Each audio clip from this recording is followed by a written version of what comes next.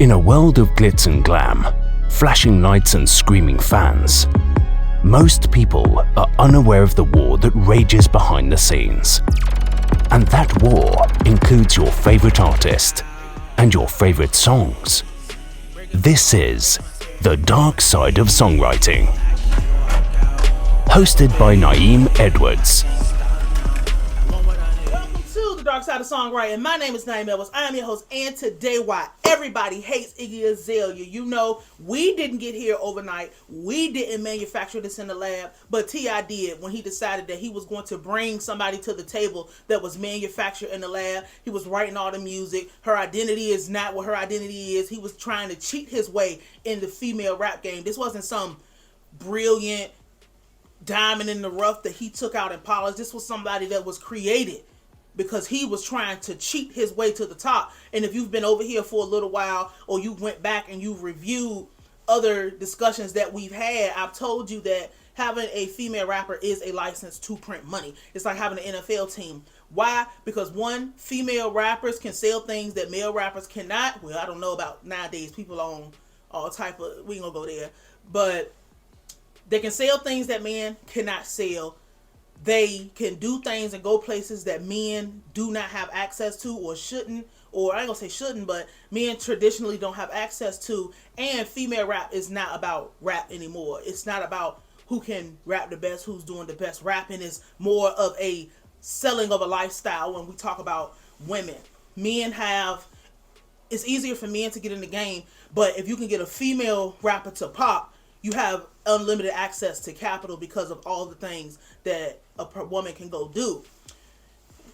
The first problem, and I'm just going to be honest with it, and I'm not going to go through every single thing, but I'm going to go through the main things that have happened and the main contributing characteristics and factors of why everybody hates her. Number one is she's white.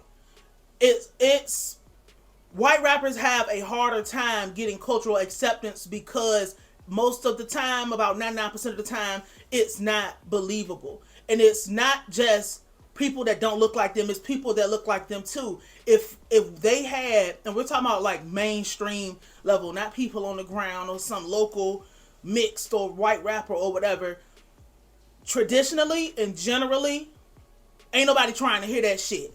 And then being white and then being a woman, you're already... Motherfuckers is not trying to ride around listen to no white hoe rap. We just gonna go ahead and say it just like that. White people don't even want to hear that shit. So it's like, ain't nobody trying to hear that shit already. The second thing, obviously, you are from another country. And the other country is one of the most obsolete, absent. I'm sure they matter to somebody, but over here in the United States, you might as well have not existed. You're from another country. So when you come out and we don't see your face, we don't know who you is, but you sound like a hood bitch from Tennessee, or you could be from Atlanta, or you could be from Texas or Florida, and we don't see you, we automatically think, oh, we got a poppin', we got a poppin' bitch that she sounds black. Fuck it. She has a black scent. She sounds black, but we don't see her, so we thinking we getting a southern version of who was hot. Because I mean, back when she came out, Nicki Minaj was still like up there. As far as, Nicki Minaj is up there, period. But like, Nicki Minaj was still outside. I'll say it like that. When Iggy Azalea, before we saw her face and we hear these songs and we hear all of this stuff, we thought she was some black woman or black whatever you want to. We thought she was black and from the South. But then you come to terms that, oh my God, this is a white hoe from Australia and still has an Australian accent. See, I don't think the blow would have been as intense if she didn't have that fucking accent on her. I don't think people would have made a big deal out of it if you wasn't from a different country, from the most noticeable accent having country ever. I think motherfuckers would have accepted her if she said she was from Jamaica. Like, it was bound to fail as soon as it went up. It was gonna crash land because ain't nobody interested in a bitch with no story and no identity. Because who are you? You are faking your accent.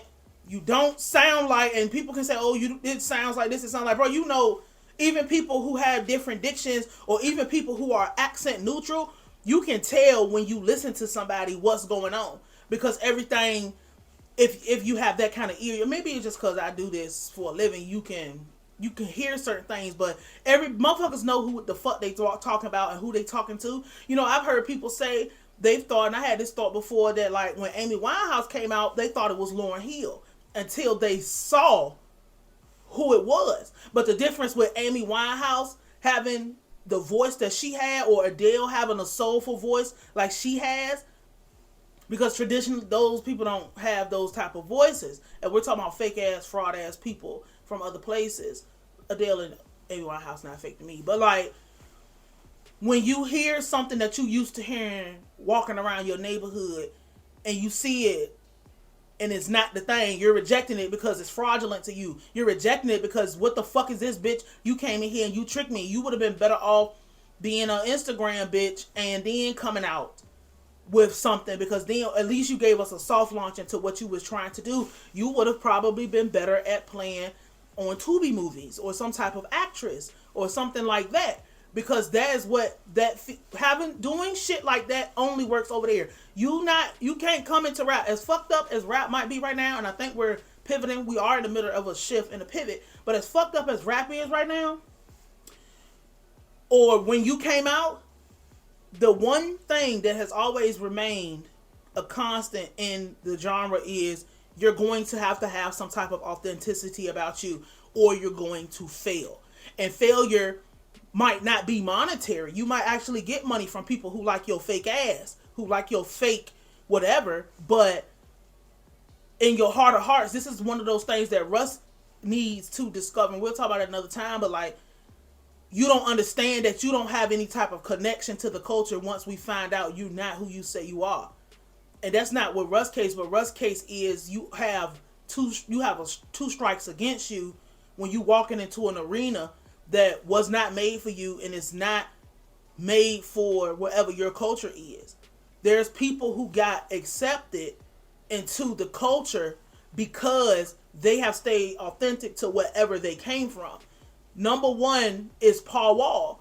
We love Paul Wall because Paul Wall is authentic to who he is. He didn't come out this motherfucker trying to be somebody else. He didn't come out trying to sound like he was from California or Florida or New York or Canada or fucking Russia. He came out as, look, I'm from Texas. I lived in Texas my whole life. I love this culture. I respect the people and the pioneers of this culture. I'm staying true to this. I love people. I'm out here. I'm with people. You see me with people. I'm never disrespectful. I'm never coming at no, these are my brothers. These are my people. I love my people. But also not just saying it, actually living that in real life. You see what his wife look like. You see what his family look like. You see the people that's around him. You see him, being a stand-up man. I would throw Eminem on that list. I'm not much of a fan of him, but like Eminem stayed true to the whatever the fuck he had going on in his life. So he got that type of, nobody rides around listening to that shit when we talk about mainstream hardcore listening as far as the heart of the culture. Iggy Azalea really sounded like, because my thing is, you can play that shit in California, you can play that shit in these other melting pot ass places, but when you talk about being a rap bitch from the South, there's a curricula and a standard that comes with that. And back when she came out, there was a curricula and a standard for being a rap bitch, period. It didn't matter where the fuck you was from. Why? Because you got people like Nicki Minaj running around, and I'll fall into this because I ain't trying to stay here too long, but it's like you were disrespectful and disrespecting people. I 100% recall you having a problem with a lot of people who you didn't have no business having no problem with. And you didn't have no business having no problem with them because you a fake bitch. It ain't had nothing to do with nobody saying nothing about you or whatever. Take your fucking blow. You fake as fuck. You can't walk into somewhere as a moissanite talking about you a diamond, and then somebody bring out a diamond tester and they find out you're a moissanite and you get mad because you get called out as a moissanite. You knew what you signed up for when you came in here. What the fuck? I'm trying to figure out how much money motherfuckers made by allowing you to be such a fucking fraud walking through the door. You was never supposed to be here in the first place. You didn't earn that spot. Nobody knows who you are. Nobody knows your fucking story, which matters more. You came in a time where motherfuckers gave a fuck about. It was after that because Jeezy's the person who brought that up. But like, motherfuckers give a fuck about the story in the background. And when we find out you not who you is, and then on top of that, you going at Nicki Minaj, you fucking got a problem with Megan Thee Stallion for no fucking reason. You got a problem with Megan Thee Stallion because you got the fucking email wrong. And you sent the song to somebody else. And Meg had to come out and be like, bro, I don't have no fucking problem with you. I didn't personally get any email. I got a whole different number. That would have been your opportunity to say I need a new whatever, because the cronies that like your ass started harassing people and making you feel like you was more important than you was. You started talking crazy about fucking Q-Tip. Of all people in our culture, when you are a foreigner, a fraudulent bitch, you don't write your own music, and then you're going to come in here and disrespect one of our pioneers. You're going to come in here and disrespect our, as in hip-hop lovers, consumers, and lifestylists. You're going to come in here and disrespect literally probably one of the greatest hip-hop artists and producers that has ever did this, and we supposed to let that slide. That's really what got you the fuck out of here. And you start disrespecting Snoop Dogg. It's just all this bullshit that you coming in here and you got all this fucking drama. You started, after that, you fell off really, really fucking hard.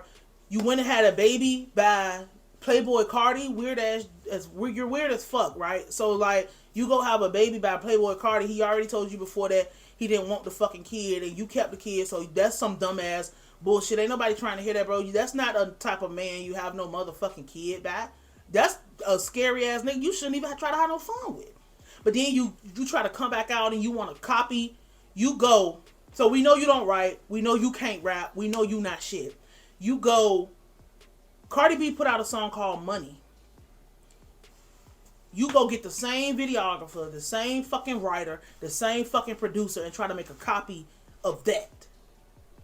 No originality. Don't know how to fucking stay afloat. And this is the problem when we have motherfuckers who was famous for no fucking reason. Like, you don't even know what the fuck to do. You just got thrown into this bitch, and then you want to complain about your deal. You want to complain about T.I. You want to complain about every motherfucking thing when you ain't had no business doing this in the first place. Then you gonna make a only fucking fan. So this is how you know you a flop fucking rapping bitch, is when you gotta go sell your pussy.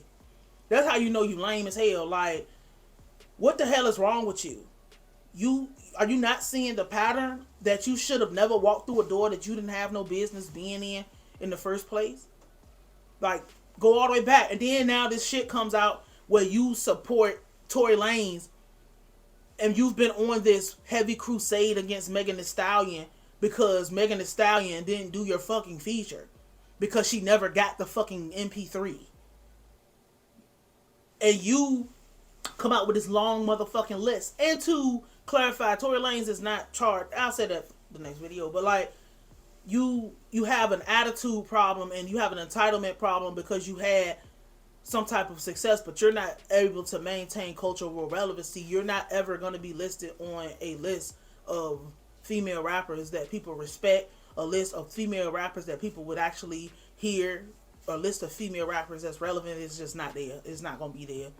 It's like, it's too much fraud and fake shit. Nobody, bruh, look at Sexy Red and look at you. At least we know like Sexy Red is being exactly what the fuck she is, and she's exactly where the fuck she from, and that is going to take Sexy Red way further than you in cultural relevant wise. Because see, a lot of people get all this motherfucking money, and they think that having all this motherfucking money means something, means success, means whatever. But a lot of y'all really just want validation. You wanted cultural validation. It was never going to happen.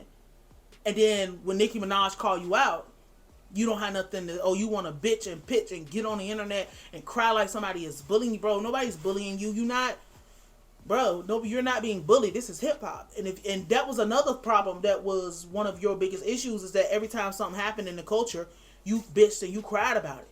But to wrap it up with this Tory Lanez letter, see, you thought you was going to go behind, and we know you did that shit out of spite. You talking about, I was just asked to write a letter about his character. Bro, nobody knew that y'all was fucking cool. Like, nobody knew that y'all was fucking friends.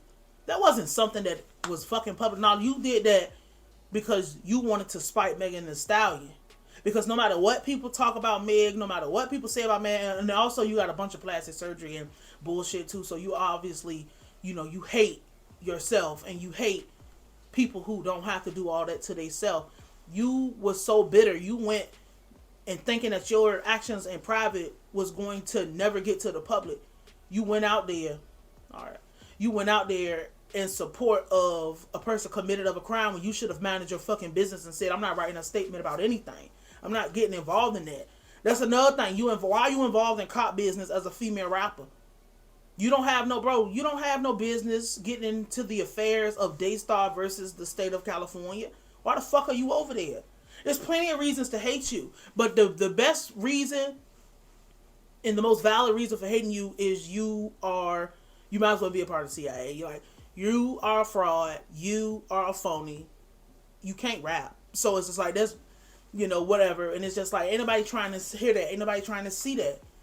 There's no place for it. It's dead in the water. Especially in a time right now where if you are not who you say, if a bitch is a prostitute, she better be a real one. If a bitch is talk about getting money for her pussy, we better believe her. This is the dark side of songwriting.